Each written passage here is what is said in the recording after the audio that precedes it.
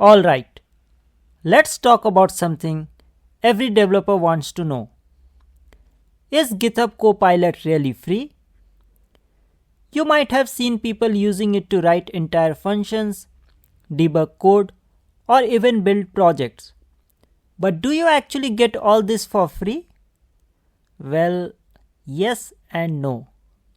Let me explain.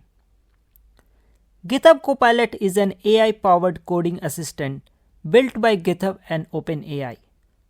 It suggests code snippets, writes functions, and even explains logic.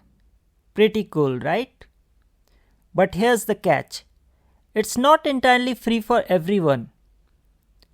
If you are a student or working on verified open source projects, you can get Copilot for free.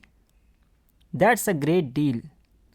But for the rest of us, after the free trial, you have to pay $10 per month for individuals or $19 per user per month for businesses. So is Copilot free? Only if you qualify. Otherwise, it's another subscription to you add to your list. But let's be real. Once you try it, it's kinda hard to go back to typing everything manually.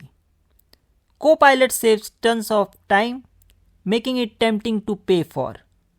So is it worth it? That's up to you.